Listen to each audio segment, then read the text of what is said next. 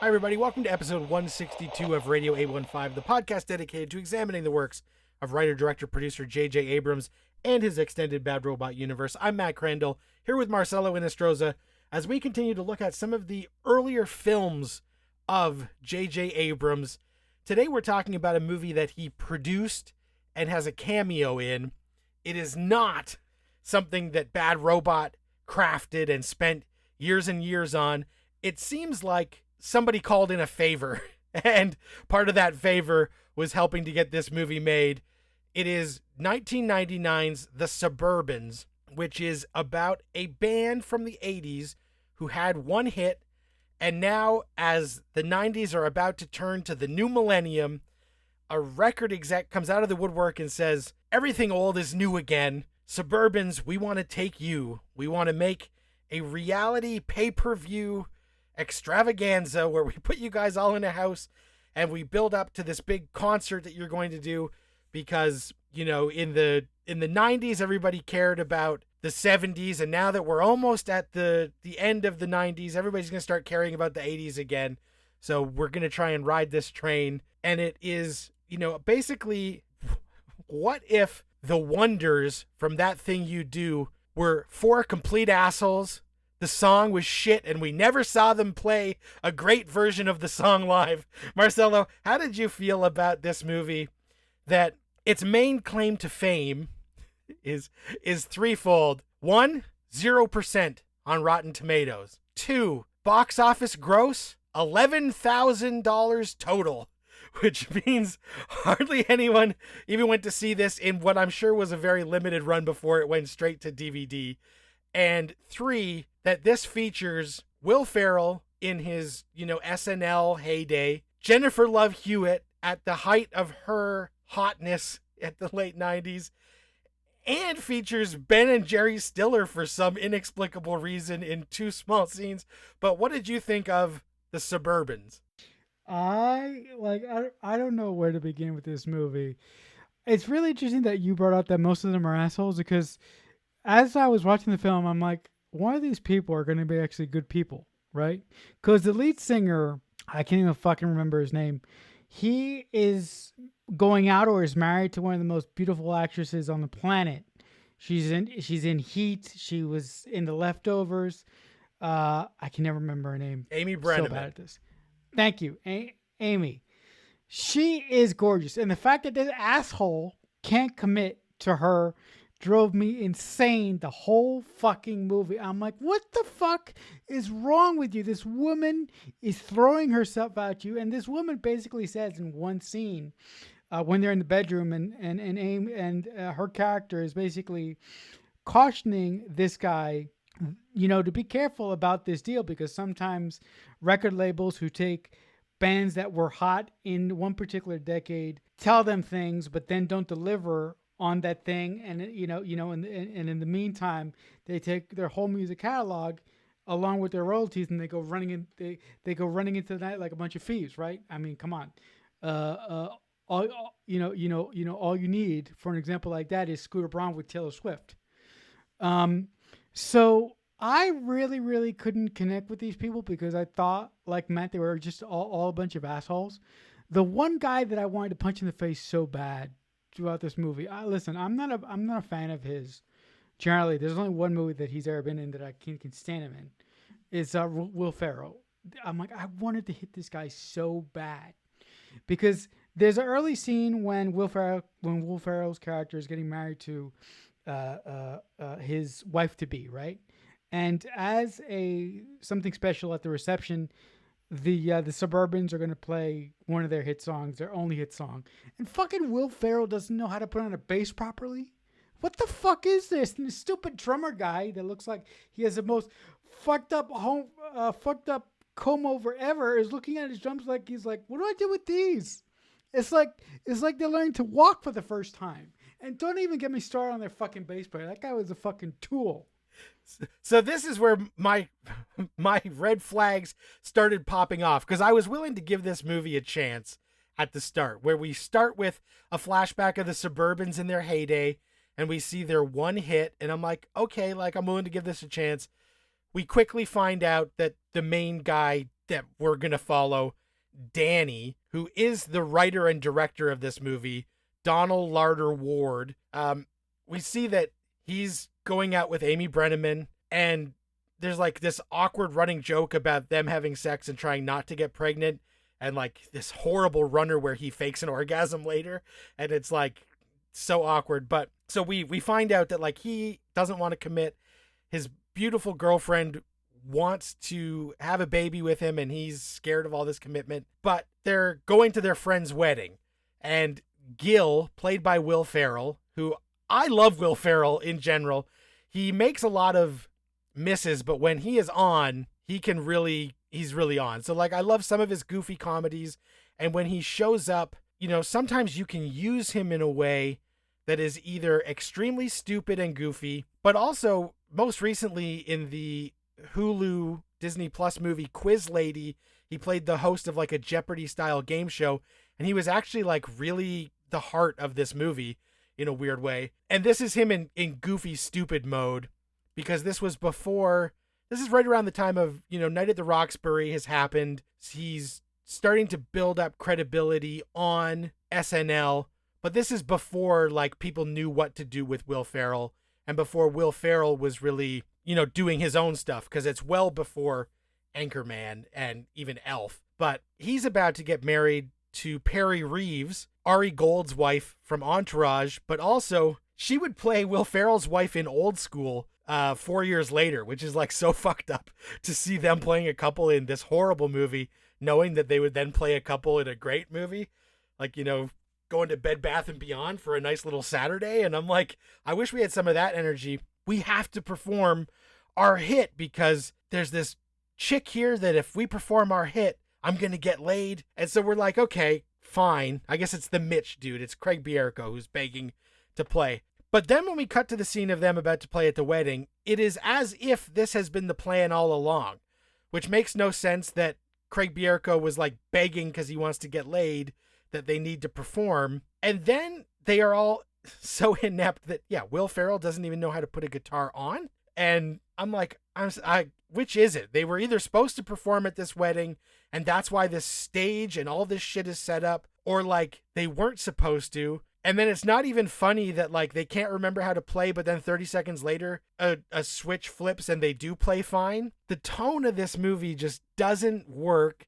and it doesn't know what it wants to be. And it would have made more sense if they were like, oh guys, like we're so rusty, we haven't been together, but then they pick everything up and it comes together immediately, and it's like, wow, these guys still got it. But we don't really ever get the sense of like they're still great. They just seem like pieces of shit who don't really know what's going on for like 90% of the running time. So I don't buy that Jennifer Love Hewitt, as big a fan of this band as she is, would put her entire reputation on the line for this thing. So if the central conceit of your movie doesn't work, I just don't know how you can ask us to buy in. And this is, of course, in a time, 1999.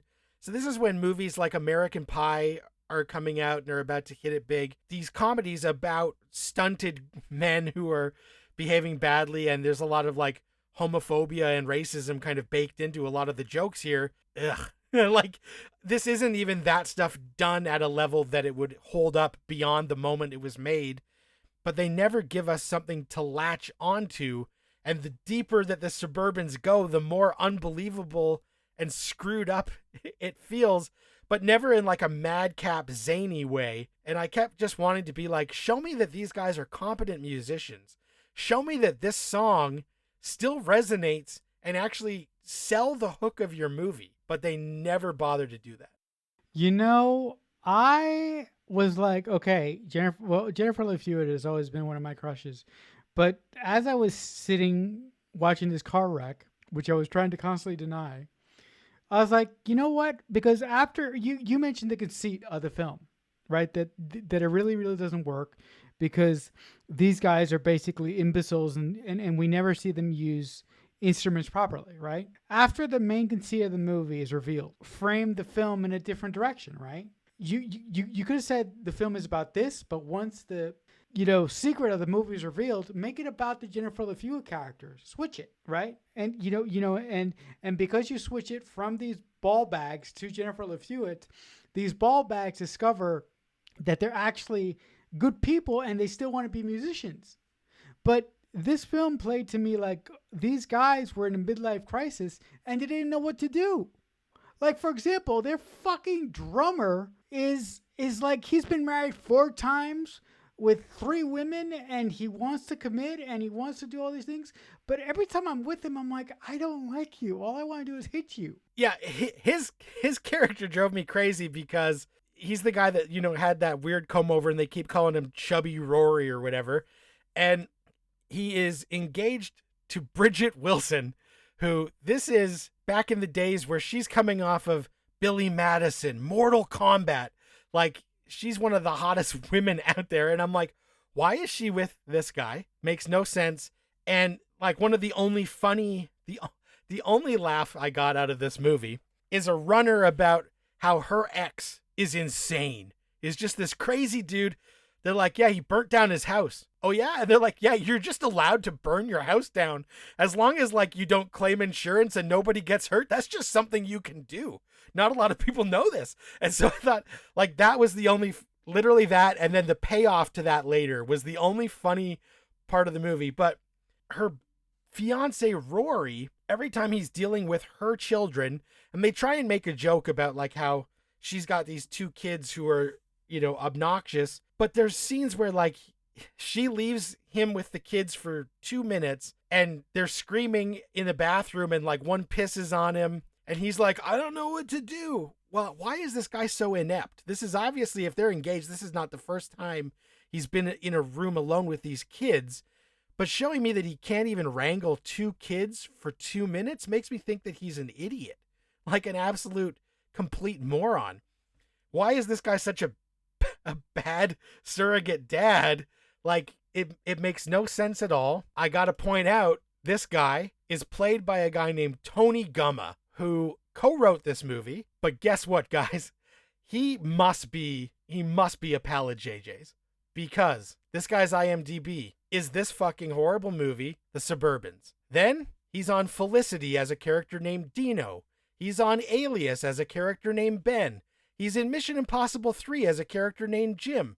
He's in Star Trek 09 as Lou the bartender. He's in the TV show Undercovers as a band leader. He's in Super 8 as Sergeant Walters, and he's in Star Trek Into Darkness as Nibirian. So this guy must be a pal of JJ's who just gets a cameo in everything that he does, because up until Into Darkness, this guy's in fucking every Bad Robot project, probably in a blink and you miss it kind of thing. And that starts with The Suburbans, this absolute train wreck that his character is so stupid and so unlikable. At least make this guy competent so that I somehow care. You mentioned earlier how these guys are shitty musicians, right?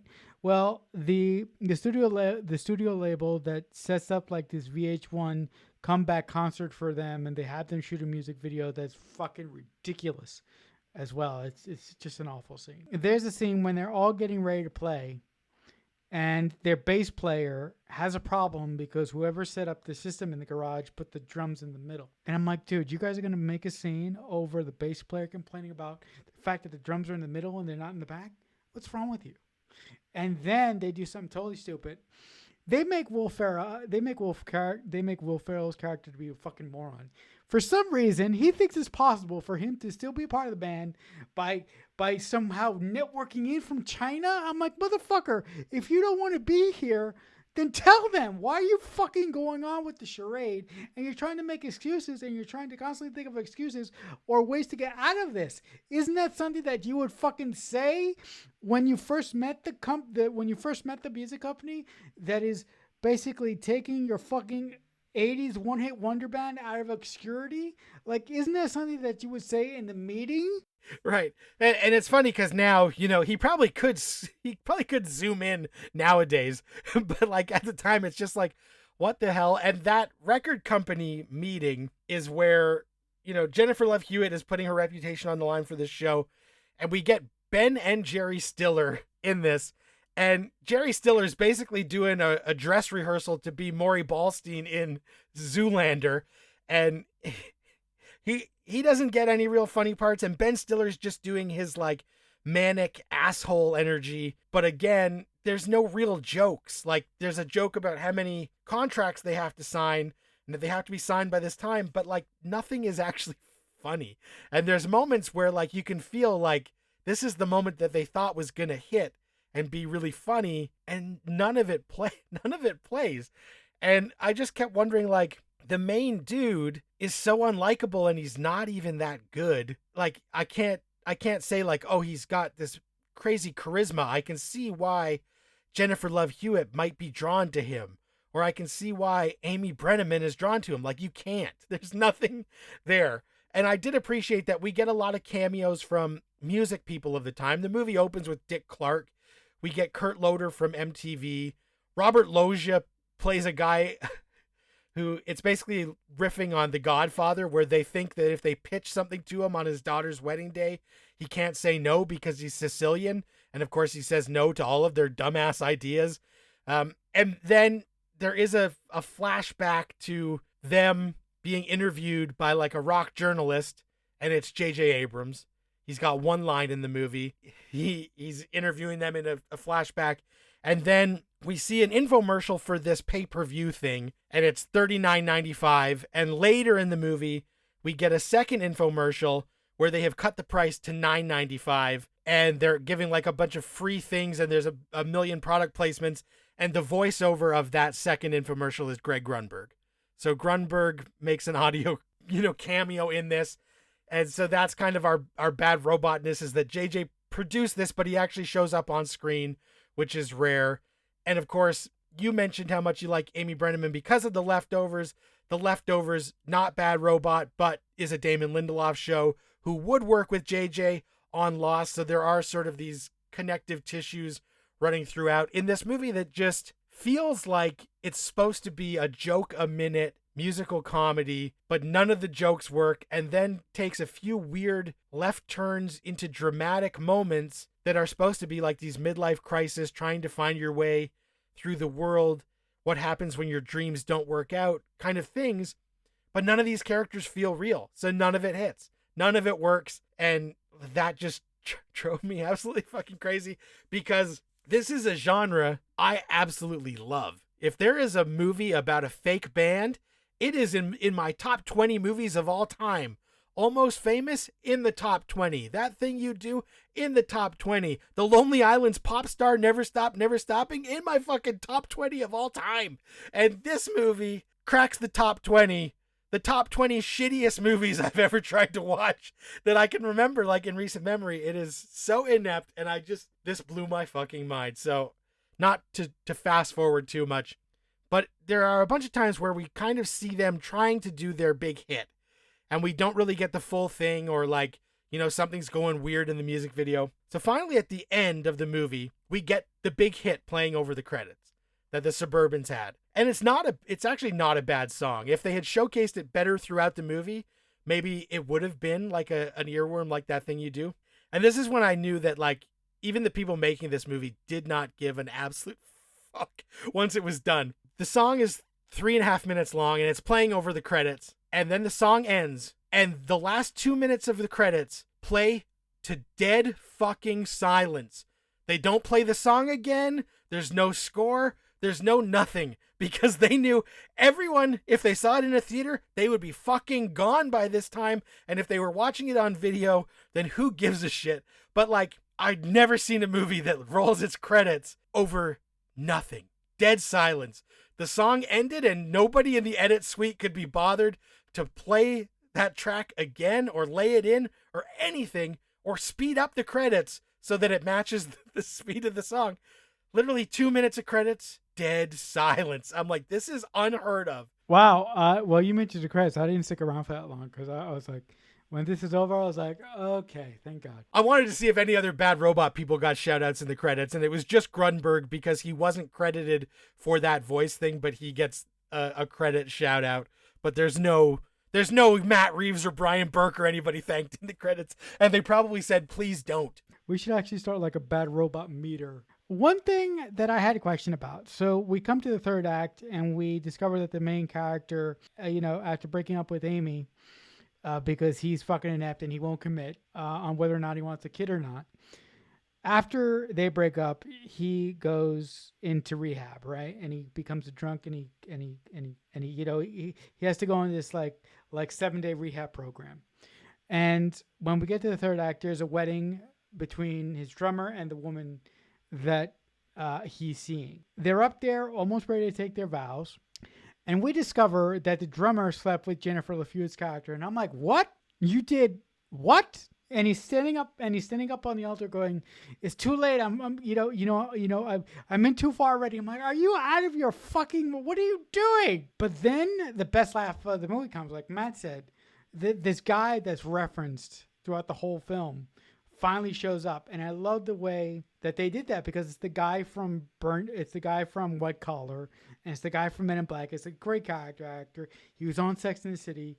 He died recently, but he's a wonderful character actor. So I love that. But here's my problem with the scene. Jennifer Love Hewitt is in the movie for most of it, right? But I feel that her story doesn't get resolved at all. It doesn't. Her thing is that she was obsessed with the band since a little kid. So she brought this idea to the record label because she had a crush on the lead singer, who's an asshole. And I would have loved it if somehow Jennifer Love Hewitt's, like, she was there at the wedding. That would have been really cool. But it just ends. I'm like, what? It feels like partway through, like, everybody realized that the movie was not going to be what they signed up for. And, like, rather than Jennifer Love Hewitt coming back to resolve anything, she was just like, you know, I gave you guys the days I agreed to give you, and I'm not coming back for any additional photography, so screw you. Because, yeah, you've got this person who, like, just disappears, and you mentioned, you know, Willie Garson, who passed away, and I loved him on White Collar, and obviously most people know him as Stanford from Sex and the City.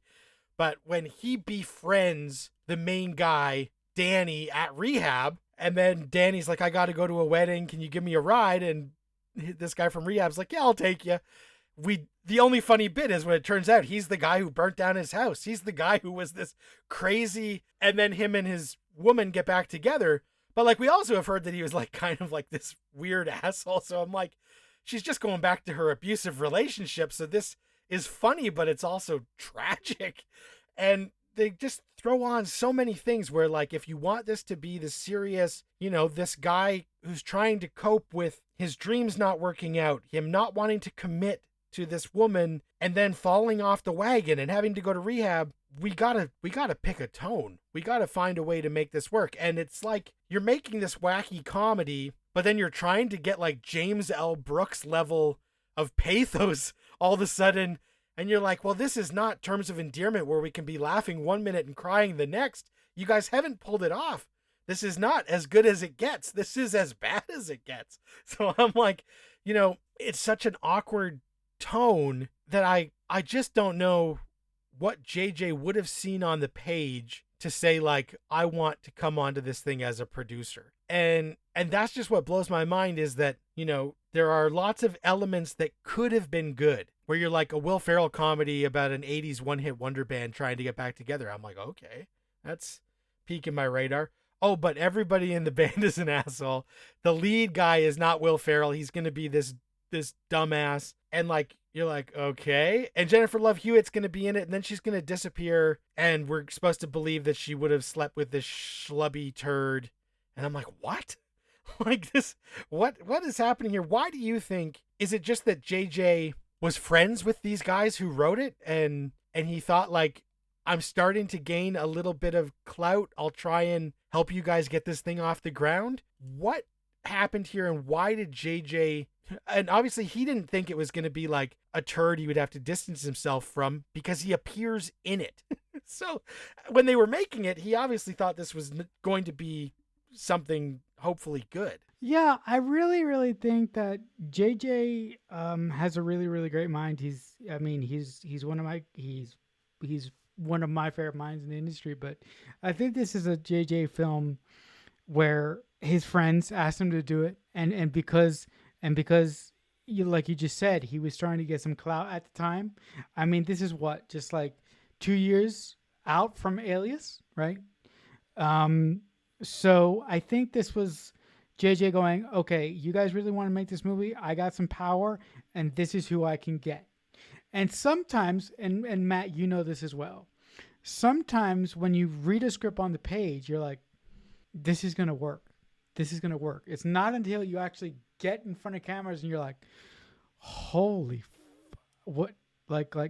But at that point, you're already in for, you're already in for a pretty penny. So it's either make the fucking thing or take a big loss. And if you take a big loss, that doesn't work for you and your investors, whoever you got to invest in this movie. Right. There were lots of times too that I wondered, and this is before this became really popular with stuff like Curb Your Enthusiasm, but it feels like when you watch a scene like the Jerry Stiller, Ben Stiller, like there wasn't a script and they were just like, let's riff. You guys are record execs and we're just going to like spitball and try some stuff and see where it goes. And I'm like, well, guys, it went nowhere. So like, if it goes nowhere, then what do you got? You got nothing. Because I felt like a bunch of this felt like improv in some way, where they were like, this is the framework of the scene, but that's something that, is catastrophic in this case because it doesn't work.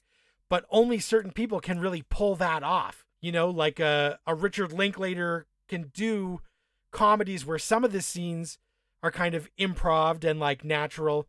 And like I said, Larry David became the king of it after this, where like, Curb Your Enthusiasm is they have an outline and then they just riff, and each scene is created by just riffing. And it's like this thing, it feels like improv energy, but like you got the worst improvers in the world. And I know that they didn't, because some of these people are hilarious and are talented, and they're stuck in this movie that is neither of those things.